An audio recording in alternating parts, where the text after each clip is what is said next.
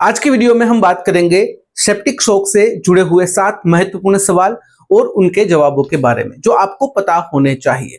तो आइए बिना देरी किए आज की वीडियो की शुरुआत करते हैं। सबसे पहला सवाल है, सेप्टिक शॉक क्या है और कैसे शुरू होता है। सेप्टिक शॉक तब होता है जब शरीर में कोई गंभीर संक्रमण बहुत ही ज्यादा फैल जाता है और शरीर की प्रतिरक्षा प्रणाली यानी कि इम्यून सिस्टम उसे रोकने के लिए तेज प्रतिक्रिया देने लगती है। यह प्रतिक्रिया इतनी जोरदार होती है कि यह संक्रमण को खत्म करने के साथ साथ शरीर की अपनी कोशिकाएं और अंगों को भी नुकसान पहुंचाने लगती है। यह स्थिति आमतौर पर तब आती है जब इन्फेक्शन का इलाज समय पर ना हो या रोगी की इम्यून सिस्टम पहले से ही बहुत ही कमजोर हो। नेक्स्ट, शरीर की प्रतिक्रिया कैसे खतरनाक बन जाती है। जब कोई संक्रमण गंभीर रूप ले लेता है तो शरीर की इम्यून सिस्टम कई प्रकार के रसायन जैसे कि साइटोकाइन्स खून में छोड़ती है ताकि बैक्टीरिया और वायरस से लड़ सके। लेकिन ये रसायन केवल बैक्टीरिया को ही नहीं मारते बल्कि शरीर की सामान्य कोशिकाएं और टिश्यूज यानी कि ऊतकों को भी नुकसान पहुंचाते हैं। इससे शरीर में सूजन यानी कि इन्फ्लामेशन बढ़ती है और यह नुकसान पूरे शरीर में फैल सकता है। नेक्स्ट, ब्लड सर्कुलेशन कैसे प्रभावित होता है। इस इम्यून प्रतिक्रिया के कारण रक्त वाहिकाएं यानी कि ब्लड वेजल्स फैल जाती है और उनकी दीवारों से द्रव्य यानी कि फ्लूइड लीक होने लगता है। इससे खून गाढ़ा हो जाता है और उसका प्रवाह धीमा पड़ने लगता है। नतीजन क्या होता है कि शरीर का ब्लड प्रेशर गिरने लगता है और अंगों को पर्याप्त ऑक्सीजन और पोषक तत्व नहीं मिल पाते।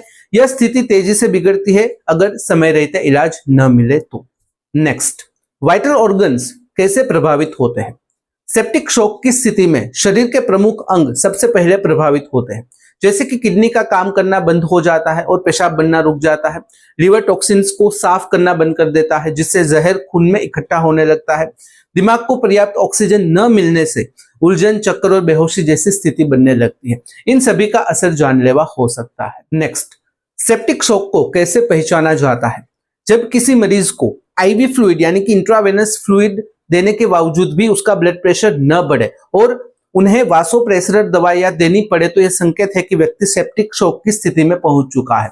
साथ ही साथ जब एक या अधिक अंग ठीक से काम करना बंद कर देते हैं जैसे कि किडनी या फिर लीवर, तो यह स्पष्ट हो जाता है कि इन्फेक्शन शरीर पर हावी हो चुका है और हालत गंभीर हो रही है। नेक्स्ट, सेप्टिक शॉक क्यों इतना खतरनाक होता है। यह संक्रमण का सबसे आखिरी और खतरनाक स्टेज होता है जहां शरीर का नियंत्रण पूरी तरह से इम्यून सिस्टम के हाथ से निकल चुका होता है।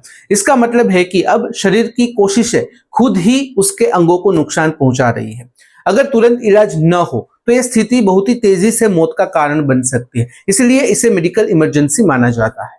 लास्ट बट नॉट लिस्ट, कौन से संक्रमण सबसे ज्यादा जोखिम वाले होते हैं। कुछ विशेष प्रकार के संक्रमण सेप्टिक शॉक की संभावना को बहुत ही अधिक बढ़ा देते हैं, जैसे कि फेफड़ों का संक्रमण लाइक न्यूमोनिया, जब यूटीआई किडनी तक पहुंच जाए, अपेंडिक्स फटना या आंत में छेद जैसे पेट के गंभीर संक्रमण, पूरे शरीर में फैल जाने वाला स्किन इन्फेक्शन जिसे सेल्यूलाइटिस कहते हैं, और सर्जरी के बाद अगर जख्म में इन्फेक्शन हो जाए। इन सब का तुरंत इलाज न किया जाए तो यह स्थिति तेजी से बिगड़ सकती है। तो यह थे सेप्टिक शॉक से जुड़े हुए महत्वपूर्ण 7 सवाल और उसके जवाब। अगर इस वीडियो से रिलेटेड कोई भी सवाल है कमेंट में बेझिझक पूछ सकते हो। कमेंट में अगर आप अनकंफर्टेबल हो डायरेक्टली मुझे मेल कर सकते हो qa.hm@gmail.com पर। तो फिलहाल इस वीडियो में बस इतना ही। आज का वीडियो ध्यान से देखने और सुनने के लिए आपका धन्यवाद। जय हिंद, जय भारत।